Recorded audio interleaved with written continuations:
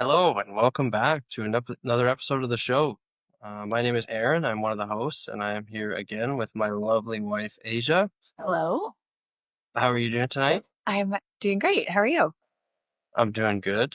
We had or at least I felt like a long day with the kids today, but Yeah, yours would have uh, been. no, sometimes it can be quite long with them. But today felt like one of those days for me. So, um, yeah, it was a busy day for us too. Though we went to the swimming pool and did all sorts of shenanigans, and they had no naps, which is always a little bit tough. So Yeah. long day. But It's like one of those double-edged swords, though, because when they do nap, then they want to stay up till like 9 o'clock. yeah, So it's like not napping is sometimes, even though it makes your day a lot longer, it's so much nicer because then you can get them to bed earlier, which is fantastic. yeah, there's a trade-off. You kind of lose your time in the evening. You end Yeah. up going to bed way later if you want to spend an hour doing something in the evening versus if they nap in the day. Yeah. That is, if they don't, then they'll go to bed earlier and you kind of have your own time to wind down a little bit. Exactly. Yeah, so anyways, this week we wanted to chat a little bit about parenting and some of the things maybe we thought how it would go parenting versus how it's actually gone, and some of the, I guess, some of the perspectives that we have now that we have two kids, and just sort of how that's maybe shifted over time with our own personal experience of being parents Yeah. and having the two kids that we do who are very different kids. So Yeah. maybe we'll start with where you thought back to maybe 2017, 2018, 2019, early days 2019, Asia, thinking of being a parent and how it was going to go.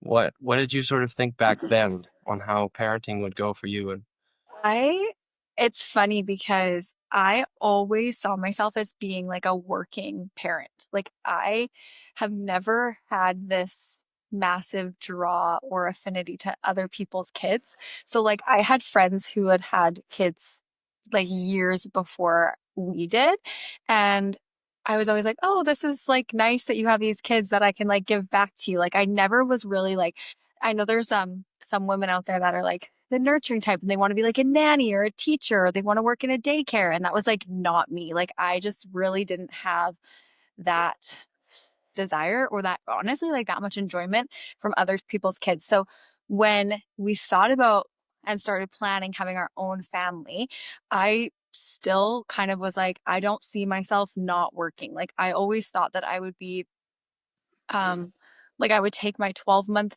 maternity leave because in Canada we get 12 to 18 months you get to choose.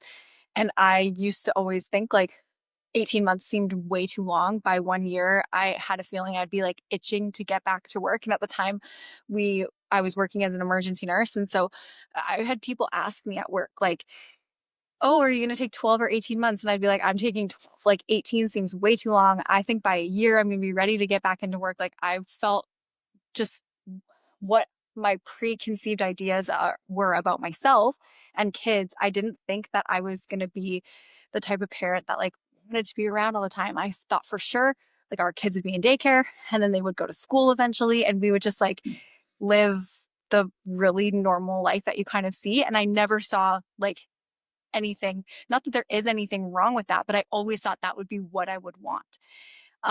So that was my thoughts about how it would kind of be, how we would raise our kids, the different systems and stuff we would utilize to be able to raise our kids. Like I just always thought that that was going to be how we did it. Um, and that has drastically shifted for the last 5 years since actually being a parent. But that's truly what I saw. In terms of like how we raised them, I wasn't really sure what that was going to look like, and I honestly wasn't putting like a ton of pressure on it because I was like, I don't know how this is gonna go. Like, I was very aware that like your opinions and your thoughts on this is gonna change over time because you're gonna actually experience it. And then like what you thought you were gonna do is gonna probably be thrown out the window. So there was some things around that that like I let go relatively quickly. Um, so like the actual parenting side of things, I didn't really put like a lot of pressure expectations on myself for that. But the lifestyle that we were going to live, I thought was going to look exactly like that. Like going to daycare, continuing to work, putting kids in school, all of that. And it's looked very different over the last 5 years. Um, what about you? Like, did you have any ideas? You're kind of a person that just like takes things as they come though. So you don't really like set expectations, quote unquote, for yourself in that way, I feel like. No, no, I was gonna say that actually, like, well, I'll start first just with I thought very similar to you and like, because honestly, I didn't really know much different. Like, Same. Me too. I knew what it was like for me as a kid, but that's very different from knowing what it's like to parent. Hmm. So I didn't really know anything different. So I made the same assumptions you made where, yeah, we'll have jobs, our kids will go to some sort of daycares and they'll end up in school at some point and yeah, it would just go sort of that, I'll call it a traditional route. Hmm. Um, I just sort of saw that. But as far as like, as far as how am I going to parent the kids, like our kids, I didn't really, like you said, I didn't really think of it too much because I've always, for myself, I've always just thought that I can make good decisions in moments. Like, I don't need to have like a, or think about it too hard because I'll kind of figure out what's the best thing to do at the time, Hmm. whether it's like in a split second or whether it's a month or a year or whatever it is. I'll be able to figure out or learn what to do in that scenario and how to go about it. So no, I've never really like planned, although I'm a very planned person typically. Like I think in that way, parenting was not one of those for me. I just was like, you know what, I'll figure it out when it comes. Like, and that was the way when we had Baker, our first son. Yeah, I didn't do anything related to understanding about birth or what to do with a newborn baby. Like nothing, zero. Yeah. Didn't read a book. Didn't listen to a podcast. Didn't nothing. Yeah. And I just thought we'll just figure it out. Like it to me, that's also a little bit part of the experience, right? Figuring it out, and it was actually a really cool experience because it shook me in a couple of ways. Hmm. When you come home with a newborn infant, like your world gets rattled pretty quickly if you're not Oh yeah. aware of what goes on. But I feel like I've always been able to handle that stuff, so it's not like it breaks me or anything like that. Or so I haven't planned or thought too much about that aspect of parenting prior to actually having kids. I think too, like the actual birth experience and all of that, like it does. If we were two people, like I come from a nursing background, right? So I like and was actively working as a nurse when we had both our kids. So the hospital environment didn't make me nervous. It didn't stress me out. The things they utilize there, whether it's like IVs or epidurals or whatever it is, like didn't stress me out. I felt very comfortable in that space. And I think like if you're two people who are like, I know both of you know nothing about childbirth or like that experience, like it could be beneficial. But I feel like I felt so confident in like what to expect and what my options were because I worked in healthcare and like I had to do a stint in maternity. Like I understand what the whole flow of it is like and like, so I think for me in that aspect of like the preparation for like bringing actual life into the world, I never felt stressed about it. And so I think like had I not known any of that, like I would have suggested like you and I do some things because then we could like learn together. But I just felt like I was fine and you were very much like, I'm fine too. Like I don't really like Yeah, need to bro. go like so we never did like any of like lots of people will like go with their partner and do these like prenatal classes and all that. Like we never did any of that. And I think Erin came to out of with both the kids has come to two appointments with me. One was with the midwife, and the second was for the gender reveal ultrasound for Baker. And with Luca, I don't think you came to a single appointment. And it's not like that you didn't care. It's just we both are we're so like laid back with it, I think, that it just was like, oh, whatever happens, happens. It's just standard and routine. Like we didn't have a ton of questions that we felt needed to be answered. We were just like, we're gonna just go with the experience kind of thing. Yeah, they're all like pretty basic to me, at least. Yeah. That's what am I going to learn that you can't tell me when you get home, kind of thing. We were Yeah. also building a house when Luca was born. Like, Yeah. There was a lot of other things going on. yeah, there was a lot going on, but Um, okay, so we had Baker 2019. Where did you start to shift maybe how you thought of parenting, or were there experiences that you had where you're like, "Well, I can't do it the way I thought I was gonna do Uh, this," or how did I that start literally to change for you? I went through what I want to call the maternity leave crisis, where it's like your maternity leave is like creeping up on you and it's about to end. And you're like, everything I thought I was going to do, I absolutely do not want to do. It was like the repulsion. Is that a word? Talking going back to Like work, going back to you work. didn't want to go back to work. Oh my gosh, no. I was like, how can I bring this baby to daycare? Like that literally made me want to like die inside. And I'm sure I'm not the only person that feels this way or like experiences that. Um, it felt extremely hard. And then I'm also the biggest procrastinator when it comes to these sorts of things. And where we live at that time, I think it's a little better now. Maybe not. But at that time, it was like, you basically need to birth your baby and then put them on a wait list for daycare. Like you need to know like that early on that So, your kid is going yeah. to daycare. Like you need to put them on a wait list a year in advance. Like it's wild.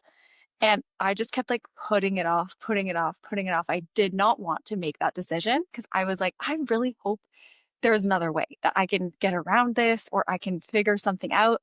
Um, Yeah, so for a bit more context here, like, Baker was born in November of 2019. yeah, So you went on mat leave, and then you had till the following fall, November of 2020. Yeah, yeah, of mat leave. So yeah, in the spring of 2020, the yeah, world went nuts, yes. and so COVID happens, Mhm. and essentially, we're in our house, like, We were from together all day, every day. like, April till I don't even remember when, but we were at the house all day, every day, nowhere you go.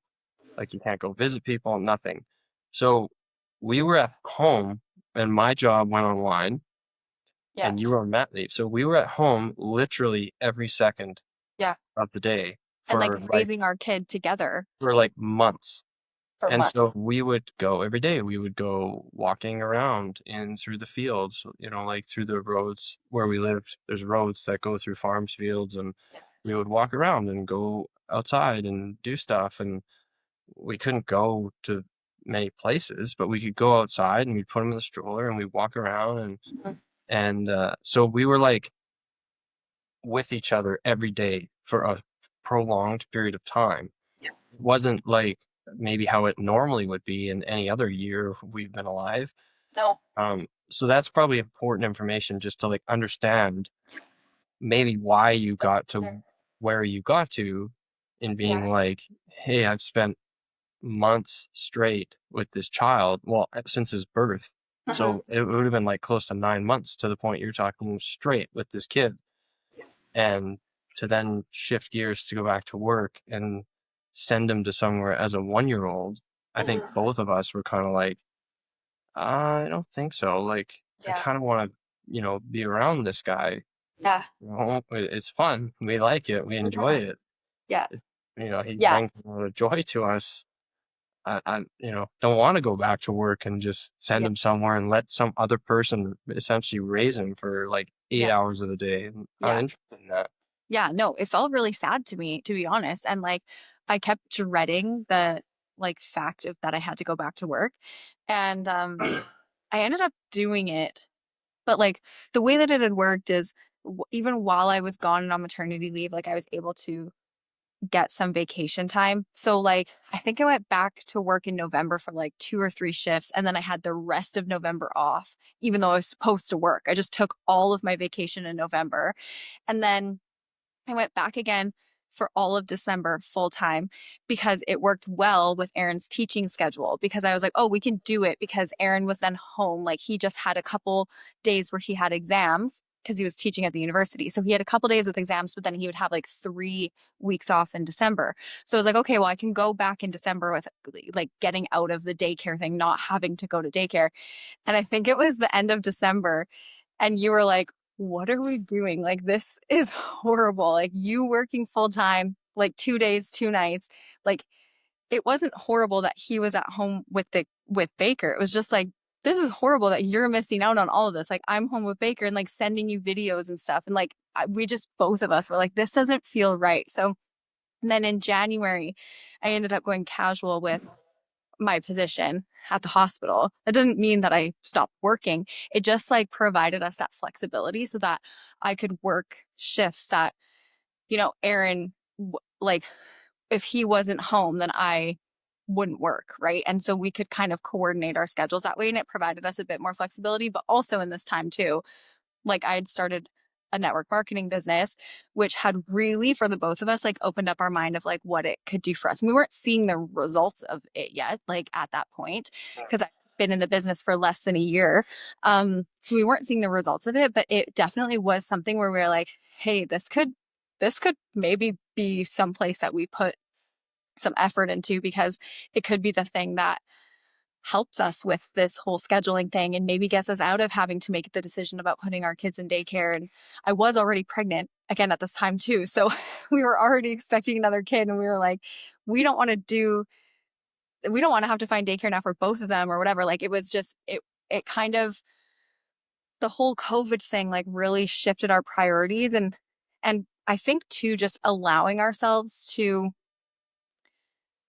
be okay with changing our mind of how we thought things were going to go and being like, we actually don't want that. That doesn't feel in alignment. So instead of like being like, well, we just have to do it anyway, like this is the only option for us, we were like, no, no, no, let's look for other options. Let's try and find some flexibility within our Yeah. schedule, right? Yeah, I think, like we said, both of us thought, what, we'll go back to work, like, Yeah. I don't want to sit around and watch kids all day. Like, I want to do something productive. And Yeah. that's definitely the way I thought. And Uh-huh. even to some degree today, I don't feel nearly that way today, but to some degree, I do feel that way. But back then it felt like, um, to me, it felt like work this thing of work was getting in the way of us all spending time together. It was like this one thing that like was constantly separating us, Uh-huh. and we didn't like that. Like it was like, why? Well, we don't want to do this thing that takes us all apart. Like it's not enjoyable. It's not the way we wanted to operate. And so I think both of us looked at work and we were like, this is not a long-term solution. Like we are going to miss a significant portion of our kids' lives Yeah. if this is the route we're going to take.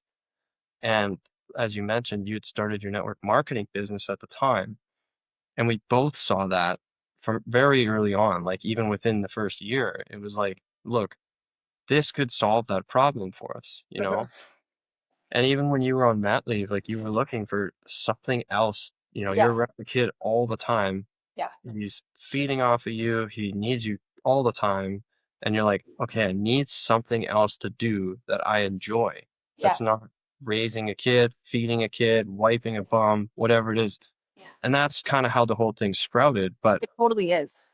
And I think so, like even like you bring that's a good point that you bring up because like I had mentioned about always seeing myself being a working parent, like I didn't not want to work. Like I also didn't see myself being a stay-at-home mom. Like even when I was in that season of like not wanting to go back to work, I was like, I still know that I want to contribute in some way. I just don't want it to be something that takes up 12 hours of my day. So I'm like, how do I find that middle ground where it's like I can still do something that I absolutely love that is for me and for basically me alone in the beginning is how it started was like this is something I'm doing for myself. Like I want to do this.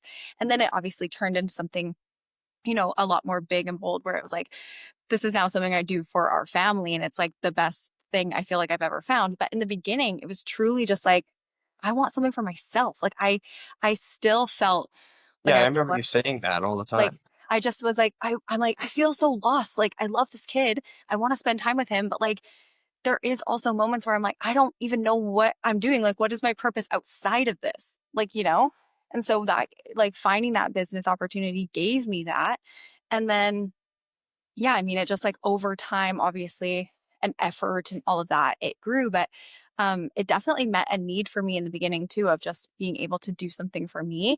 And I think even now, still, like, I still classify myself as a working parent because I do work but I just don't, it's not those 12-hour shifts that I was doing before. Like it has freed up a ton of our time to be able to decide, and like even the location of where we can do it from, like that has shifted a lot too. So it's provided a lot of things, like answered a lot of those pain points that I had about making that decision about going back to work in the first Yeah, place. and even like, you know, where I just said the work we were doing before felt like it was taking us apart. Our family was, it was like removing us from each other, and we had to go different ways and do different things all the time. Yeah.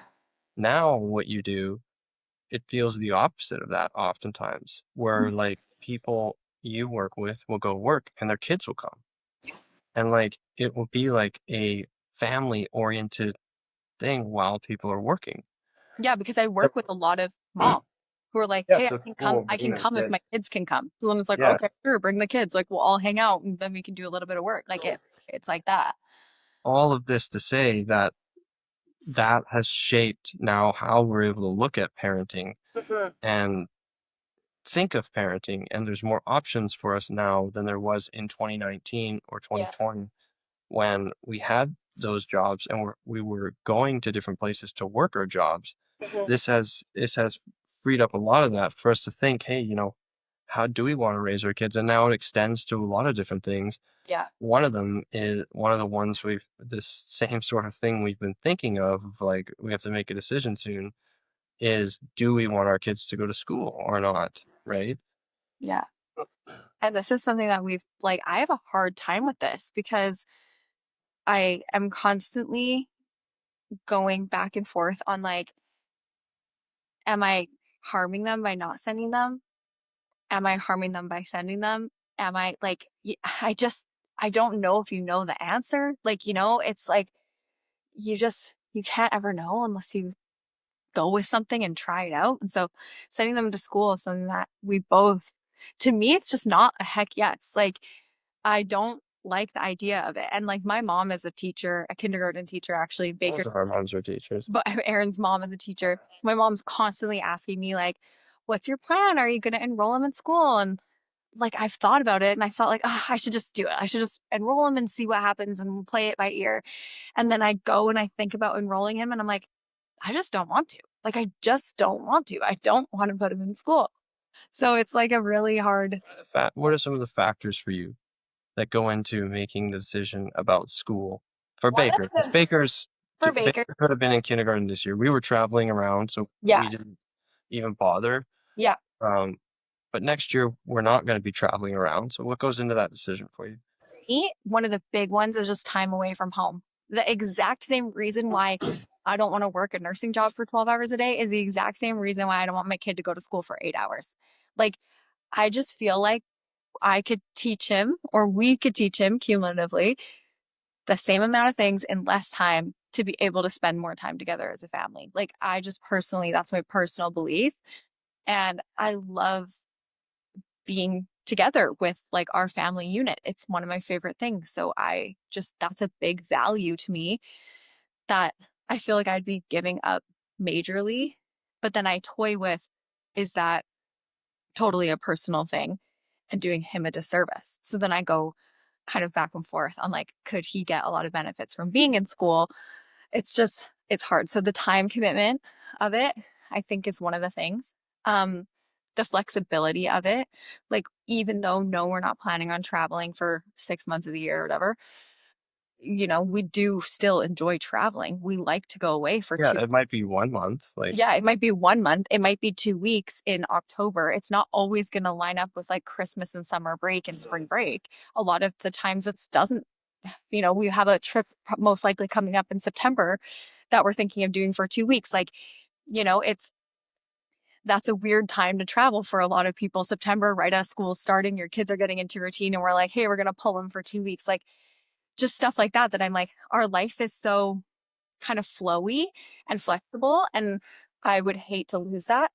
Um, so that's the two elements there. And then I think just two, like, I kind of have a different belief, especially when it comes to little boys. Like, I believe he should be like running, jumping, playing, hiking outside all day. Like, that is kind of my belief. Like, I just don't believe that, behind four walls is where you have to learn. Like, I think you can do it in so many different elements and environments. And So yeah, I struggle with those. What Yeah. are some like main ones for you? Um,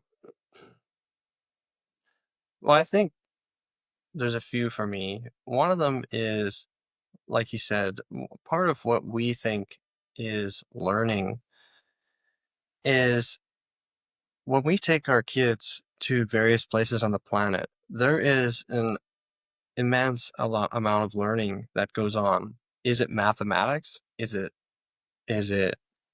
learning how to read? Is it history?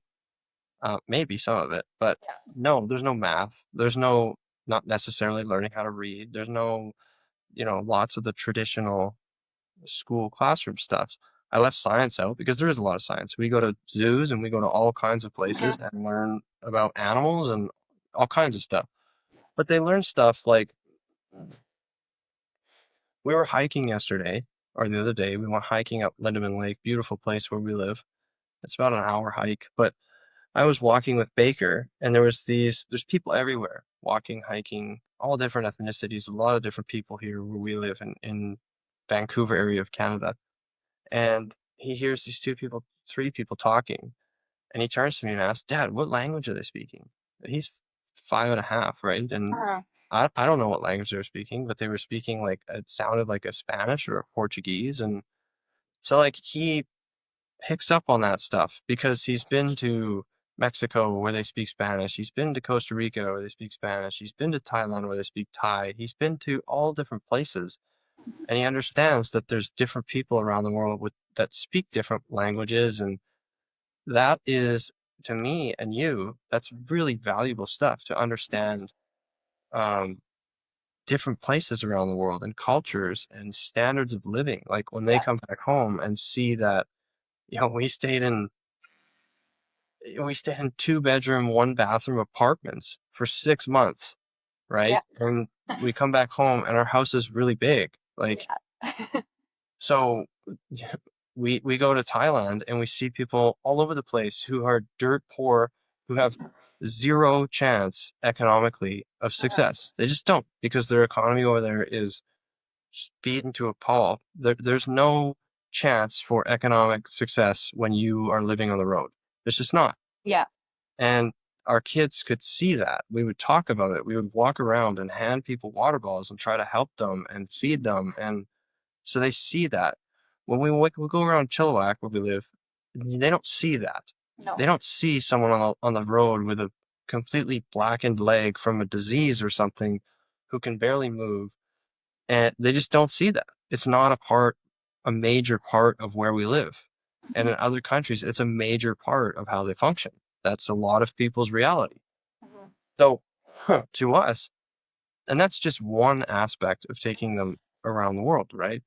They can see that stuff. They're only 5 and 4, and our 5-year-old can see it much more than the 4-year-old. But even our 4-year-old understands that people speak different languages, and he can say some words in different languages, and he knows they're different languages, and Mhm. like that's valuable to us as parents to show our kids that stuff. And if we put them in school, I'm not saying we can't do that if we put them in school because we still could do that. But the flexibility of being able to take them and go and have those kinds of experiences is really valuable to us in showing them what is out there in the world. And a really key point for me always is look at how good you have it where you are. Mhm. Where we live, we have it tremendously well relative to most other places on the planet. Your standard of life here as a kid born in Canada, Yeah. you have a tremendous standard of living just being born here, right? And it's hard to understand that. I didn't understand that until I started to travel around, and then I started to go, wow, actually, you know what? It sounds like there's a lot of problems here, but in reality, there are huge problems in lots of other places on the planet. Yeah. And I'm mostly speaking about underdeveloped countries. I'm not talking about like the United States or Europe but like really impoverished places, Mhm. which there's a many, many, many of them around the world. So just that's one of them for sure. Another one is just ideologically some things that I don't agree with in schools now. Like, one of them being to some degree it's not really the parents' business what goes on in the school, and I don't agree with that. Like, so I have a hard time accepting that. To being like, yeah, sure, I'll send my kid there, but if you don't want to tell me what's happening, that's no problem. Like, I'm not really into that. No. I'm not for that at all. Another thing that I personally believe, just through my own experience, is I want our kids to think about something passionately and pursue it with passion and try to specialize in something. And I feel generally the education system is largely around giving everyone a massively broad set of skills that I don't really feel is super beneficial. Like, I mean, even thinking back when I was in school, I mean, we're doing math with no calculator and being told, well, you're not going to have a calculator with you all the time. Right. Well, guess what? Like, We do. I don't ever need to do another math problem in my life without a calculator because Yeah, it for carries on real. around with me literally when I sleep pretty much. So stuff like that, like it's not. So was math a good use of my time through all of high school and middle school? Like Right. past, three Unless times you're going eight, into something specific, like right? But that's engineering what I mean. or Like, architecture or something where but you that's need what to I know it. mean. But Yeah, that, yeah, let's teach the people who enjoy math and who want to specialize in math. Let's teach them math. right. I don't like math. Like I don't like advanced math in any way. It bores me to death and it's frustrating and I see no use for it. Hmm. Right? So why do I want to do that? I don't want to do that, Right. especially not for an hour a day for 3 months straight. Like I don't want to do that. I liked sports and I liked other classes. I loved cooking class. So I would have loved to spend more of my time doing those things. Whereas now I look back and I'm like, what a total waste of time. Like, I don't remember a single thing really that I was ever taught in history. I remember way more things historically that I've actually seen and touched, Yeah. like when we went to Sachsenhausen in Germany, Yeah. the concentration camp. I remember that stuff Yeah. because I chose to go there on my own and I wanted to learn about it. But the education system to me is not designed for people to specialize. If Baker, like I said, has been really into hockey, and if he wanted to pursue hockey very heavily, I think he would learn a tremendous amount from that. If half his week was spent pursuing hockey because he loved it, he would learn so many valuable lessons from that. I feel like I learned a million valuable lessons that I took with me in life from competing golf, a high level of golf. Hmm. The discipline, the ability to think and having to figure out how am I going to get better, putting in a lot of time and effort and hard work to actually get better, seeking out help from other people who may be able to help me, like a million things that I took that I feel you're not going to learn from being in school. Yeah, you might learn some mediocre math and you might learn some general science and you're going to learn how to read a bit better and write and you'll learn some woodworking or whatever. But to me, like the world rewards people who are highly specialized. They reward people who have a million skills, but they're all very mediocre at all of them. You'd rather have one skill that you're like really, really professional at and you have a good life. So those are some of the reasons for me that I'm hesitant to send him to school. And I don't really buy the social piece to it. Like, oh, well, if you don't send him to school, he's not going to become social. And we could take Baker to the grocery store and And he would he's so, find a friend. yeah, Like, straight up. and that's the same for both our kids. And I think, honestly, I think a lot of that has come from traveling. Yeah, because they've We had to go go and meet kids because they're the only kids around. Like we travel with them all the time and they have no friends. They have to go meet friends somehow. when we were in Costa Rica. They had to play with kids who could not speak English and they don't speak Spanish, our kids. And they played for like an hour. They would play with these kids. Hmm. Go to Thailand. There'd be kids at the park. They would play with kids at the park. These kids are from all over the world, literally all over the world, speaking an array of languages. Yeah. And there's a big park right in the middle of Bangkok, like a huge, huge park. Kids' playgrounds, all kinds of stuff. And they play with them. They make friends with them. They can't even speak the same language as them. But they would figure out how to like trade. I want to trade your scooter for my bike. And they would like, Yeah. they're doing it.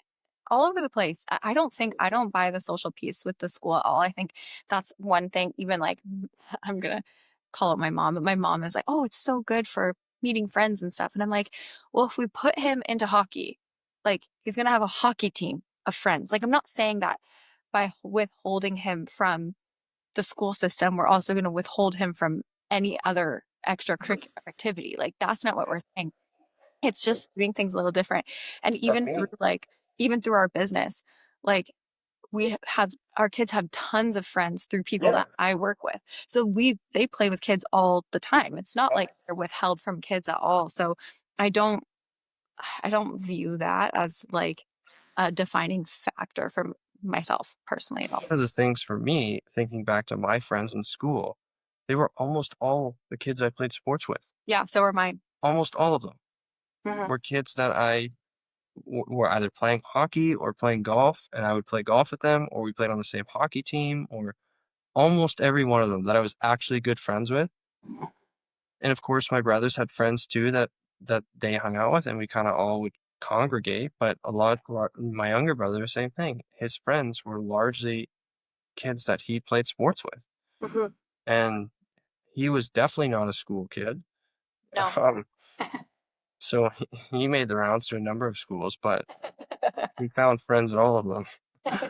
Um, so for me, another one, nothing to do with the school, but um, a parenting style. I always thought that, I remember this early with Baker, where I was very naive in thinking that I could do certain things and his behavior would change. Mm, You know, like he was really young, like less than a year old, and I remember putting him in his little rocker thing and being like, "Let him cry. He'll cry, and eventually you'll figure out, you know, yeah, that he's not gonna, he'll figure this out."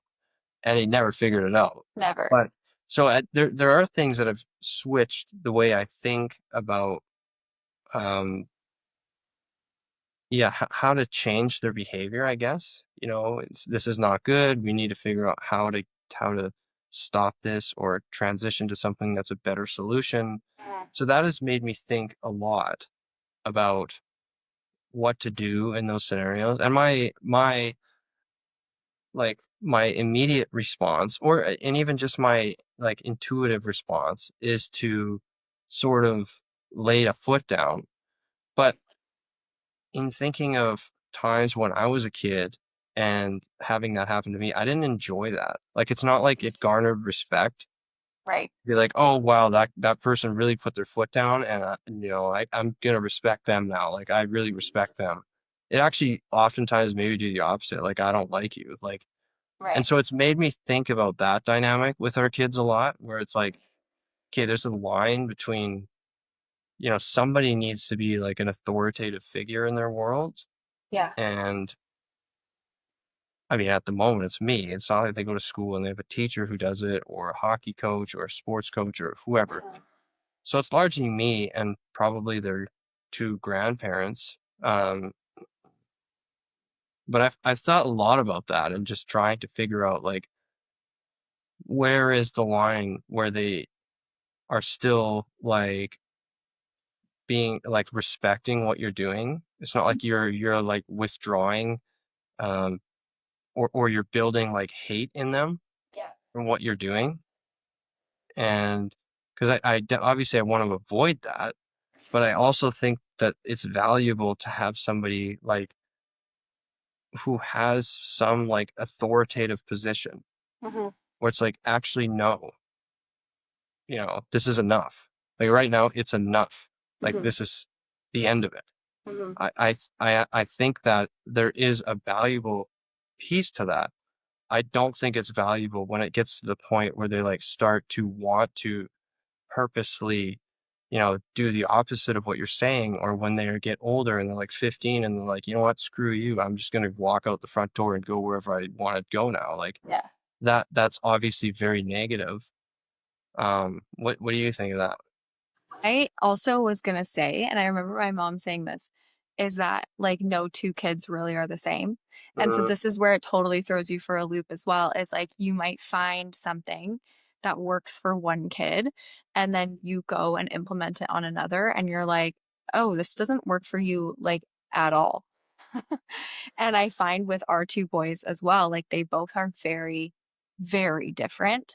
Um, in terms of their drive and ambition, in terms of their like systems for reward, and like they're both very different. So I think too, it's like you're also playing just like a ton of trial and error.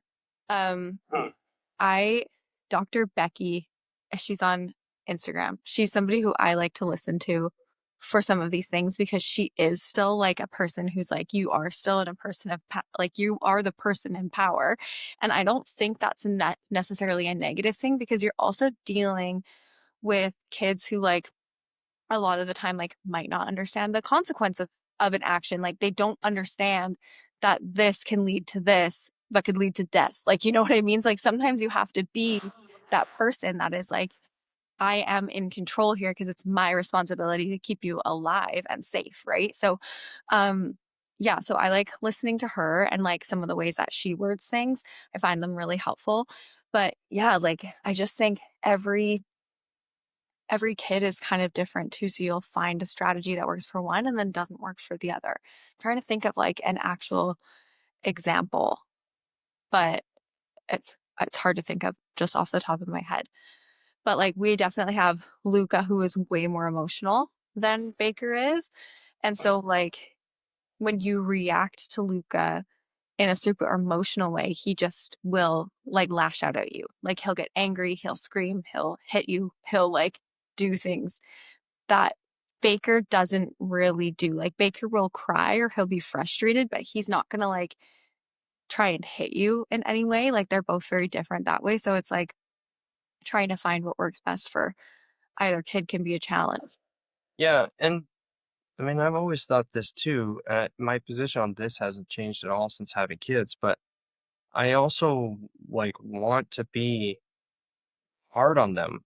Like I want to be, and not hard on them to the point where they like break, but I want to be hard on them to the point of like you need to get better. Like whatever it is you're doing, whether it's behavior, whether you're working on a certain skill, whether you're trying to read, like I want I want to try and help you develop a standard for yourself Mhm, that is high so that you push yourself to try and extract everything you can get out of yourself while you're alive. mhm. Like, and so part of it is about that. And Right. that's more of like a performance kind of thinking Mhm. than say, I guess it is still parenting. Like, For sure it is. Because you're a guide to them still at this point because they haven't really figured anything out. Like all that they know is what they've either learned themselves or what someone else has taught them. and I find actually Baker responds pretty well to it. Luca Like, might still be a little bit young yeah, Luke is still a little bit anyway. young, but Baker understands it. Like, and there's numerous examples of it, but like I like to try and push Baker. Like he'll ask me, he does these kinds of things all the time where he'll be like, "No, can you, you Mhm, know, ride the quad with me?" He's got a new little quad, and I'm like, "No, like why can't you drive it? mhm. Like I'll go with you once, and then you're gonna drive it. Yeah. Like I want you to drive it. You know how to drive it. I've showed you how to drive it. Mhm. All the only reason you want me to drive it with you is because you're scared, Yeah. right? But I want you to drive it because you know how to drive it. I know you can drive it. Yeah. I have a lot of confidence that you can drive it." And then he drives it, Yeah. or we'll be at hockey and he'll want something from me and I'll say, "No, like let's skate. Like you can skate. Let's skate fast, or let's try to stop, or let's," and he 9 times out of 10, he will meet me there. Yeah. Like he'll do it. Whereas I Mhm. know Luca's not the same. Like No. Luca is not driven that way. No. He doesn't want to try to compete and learn something and like win. Baker is driven that way. Like Baker Uh-huh. is very much that way. Mhm. So I can see, at least now, I don't try to do that stuff with Luca because he's not the same as Baker. He's very different than Baker. And Mhm. Baker's going to try something even though he's very scared about it. Like the other day we were doing backflips. I helped him literally helped him like maybe 4 times try a backflip. And then he said, Dad, I want to try this myself. So Yeah. I back up on the trampoline. I'm like, wow, okay. Yeah. Sure enough, launches into a backflip. Yeah. And like he does it all over the Yeah. He'll take he does initiative. Baker will every take it to yeah, do he something. just does it everywhere. And he's done it since he was like one and a bit when he started riding a strider bike down like our garage ramp, Oh God. going 25 kilometers an hour on his strider bike down a ramp. Like he's just always done that. And Yeah. so, but my point being that like part of the reason I want to be tough on them and not, and I don't mean it like tough as in like, Not mean. You're not. mean to them or like belittle them, none of that stuff. I want to be tough on holding like a standard for you guys so that you learn and also myself. Like I like to be tough on myself to hold the standard for myself. And I want you guys to see that because I believe that you can have a really great life if you can do that for yourself. If you can have discipline and hold a high standard for yourself, that you can have a fantastic life. And I want to teach them that. And part of that is, being tough on them. They don't know how to hold a standard for themselves right now. So, my view, I'm the one who has to hold the standard for you, and I have to communicate to you what I'm doing and constantly communicate to you why I'm doing what I'm doing and why we can do better than that. That was not our best, but we need to do better than that. Like, because we can do better than that. Uh-huh. And so part of it for me is that. And that I don't think that's changed at all, whether I had kids or not have kids. Um, that that's been my thinking for quite some time now. And I Uh-huh. don't really expect that to change, but it may change if there's a kid who's very unmotivated sports wise or unmotivated to do certain things like Baker obviously is right now and Luca isn't, but and again that could change, It right? could So change though, because Luca could also find the thing that he's motivated for. And then at that point, it's like it doesn't have to be everything. It's just I'm kind of like you too, where I want them to hopefully find one thing. Like not be forced into something. I want them to find it on their own through their own interests. yeah. And then if it's like art and you want to be an actor or something, like cool. Like let's pursue the crap out of that. But at least finding something. It doesn't have to be athletics. It doesn't have to be education. Like it No. can be something outside of that. Hmm. Yeah, I agree. And then once you find it, I will, you know, push you as hard as I can to help you and support you and Hmm. whatever it is so that you can be successful at that. Hmm. I think for me too, like even just backtracking a little on like different kids and how you I not even necessarily discipline them, but how you kind of like hold authority. I think for me, one of the things I've always tried to say with the kids and mostly Baker, because Baker again is the older one right now, so he's the one that can kind of understand these Yeah. things, comprehend them a bit better. But I always try and like work with them. And I will say to Baker so many times, like, hey, like we're on the same team. You and I are on the same team. Like it's not me versus you. It's not you versus me. We're on the same team. So like, how do we come up with a solution together that, maybe it like even here's an example. And I didn't notice that I did this, but when he actually pointed it out to me, and then I was like, oh, you're right. I do this. Whenever they're like in the bath or in the shower or something, I always say like, Baker, you're getting out. Like time to go. You're getting out first. And he actually pointed it out to me once and was like, "Mom, you always make me get out first." And I was like, oh, you're actually right. Like I was very conscious of that. And like, I didn't do it on purpose, but he was the oldest. I was like, you're the one that's getting out first. And so like really try and work with the kids to like make it known that like we are a team and like I will work with you. I'm not going to be unreasonable. Like even when there's things that you've done that have frustrated the crap out of me, like I will say, I mean, the other day I had a moment where I was like, I'm ready to kick you guys outside. You're being so ridiculous. Like it's not, we're obviously not perfect, but I will say like, hey, like this is not working. Like this is not working.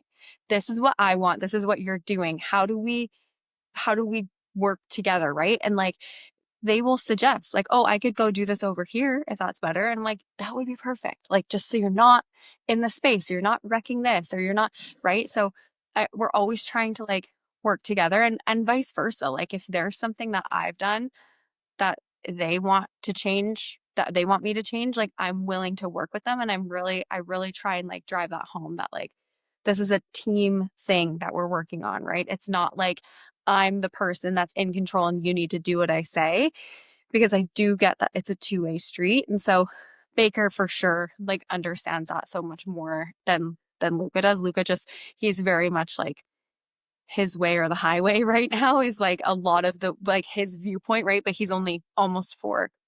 So like that is gonna developmentally be quite normal where he's like, this is the way I want it. If I don't get it this way, it's game over, right? So Baker can comprehend that a bit more and I find it works, at least for the two of us, I find it works really well because then we can be on the same page and be on each other's team and you know, it can sometimes help avoid more annoyances than Mhm. than necessary. Yeah, one more point here before we wrap this up, but Yeah. on the communication piece, like one of the things that I've learned just from talking with my parents as I've gotten older and, discussing things that went on 30 years ago, 25, 20, 15, 10, like all number of years ago is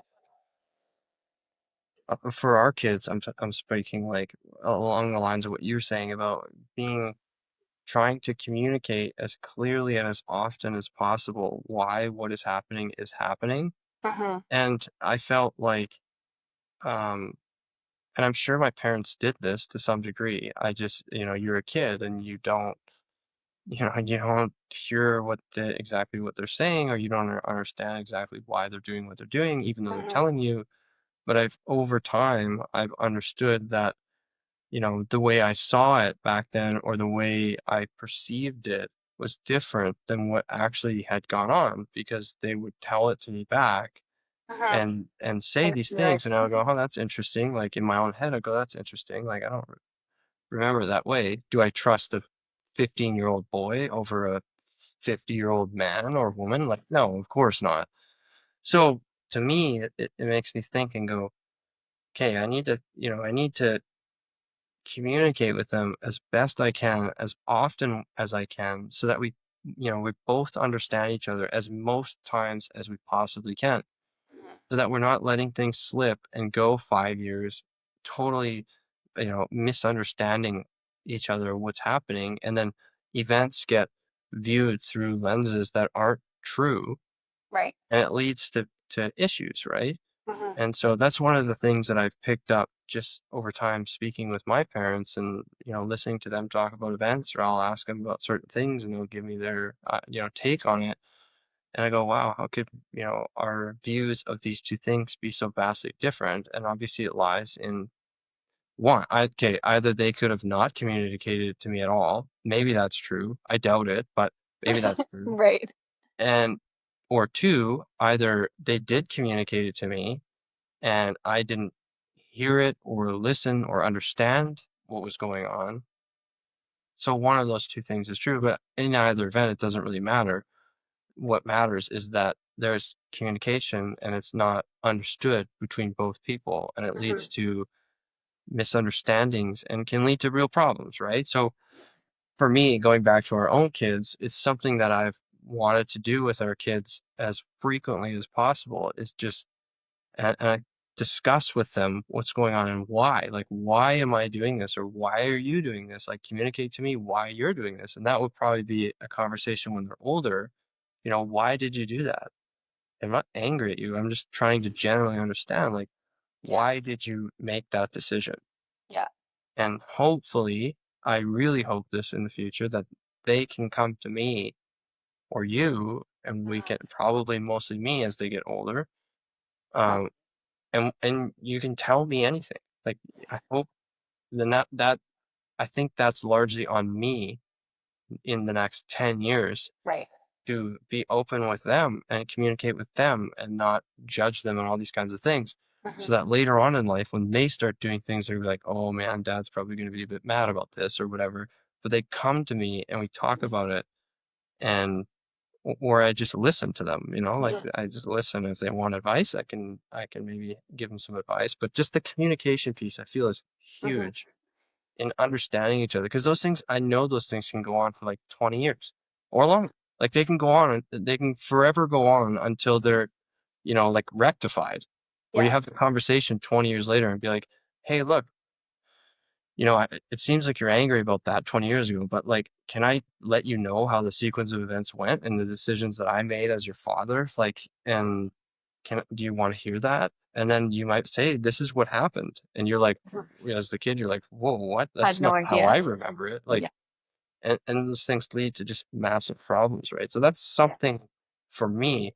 And they're not at that stage yet, our kids. Like, No, they're at the stage but of it's okay. like, speaking to them like they're 5. They're not at the point of like having an actual conversation like they're 10 or 15 or 20.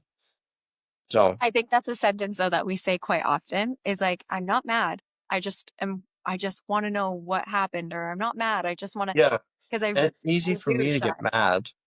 I Yeah. don't get mad. I just go to like, Frustrated.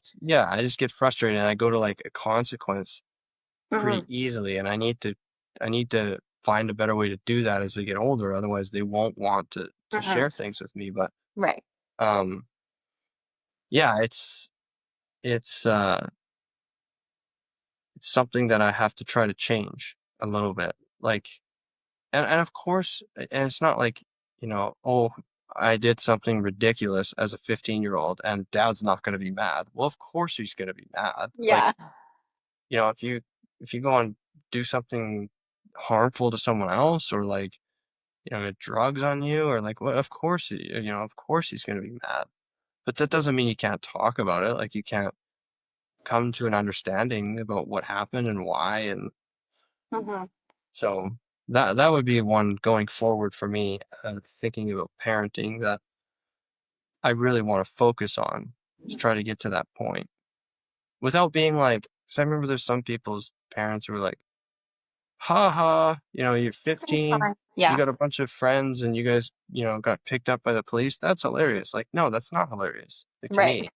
Yeah. And those are the parents you There's want to go and hang definitely, yeah. around, right? That's your group of friends. You want to go be around those parents because they're like, they don't care if we, smoke a cigarette in their basement or like get picked up by the police for stealing stuff. Like they think it's funny, so let's go to that house. Like, no, I don't want like that's not Yeah. acceptable. Like that's so you don't want that, but you also don't want to be on the other end where you're like, he's gonna freak out and I'm gonna be grounded for a year and he's Mhm. never gonna let me this, that, and the other thing. Like, so I'm That just not was even gonna one tell. thing that I always respected with my parents. Like, I mean, we had like a bit of an estranged relationship in my teenage years, especially with my dad, but that was one thing I always respected is that no matter what, if I was in trouble, they always made it very clear to me that I could call them. And I cashed in on that a couple of times. And I felt very thankful that I was able to call my dad or call my mom to come and bail me out of some situations in my teenage years. Like I felt very thankful for that. And I was never judged for it or like consequenced for it. It was never that I did anything bad. Oftentimes it was just I was in a certain situation that I was like, I shouldn't be in this situation. And so then I would cash in on it. And I was never judged or like reprimanded. And I felt very thankful for that. And so I hope to be able to pass that on to our kids as well because um Yep. just to always be like a safe space for them. And I do believe you, or like, I do believe in what you said as well, that I think it starts in moments like today. Like it literally is like the 10-year building period of making Totally. sure you're like the person that they can come to and count on It's a when trust it's gone, exercise. for sure. Hmm. It's a trust and yeah, and my house was very different than that. My Right. house was not, you did something ridiculous, like I am not gonna tell my parents. No Right. way. Yeah. I'm just not doing that. I Uh-huh. will lie through my teeth Right. until the conversation's gone and then lie forevermore. I'd say it now, but I'm 34. Like I'm Right. not There's no gonna, consequences for you now. yeah. So yeah, my house was the complete opposite of yours in that way. It was like, no Mhm. way. Some of the Yeah. stuff we did, I would never, never, never, never, ever tell them. Yeah. Yeah. So anyway, that's a little bit of what we think. And like Yeah. check back in 5 years and we'll let you know how Yeah. it's going.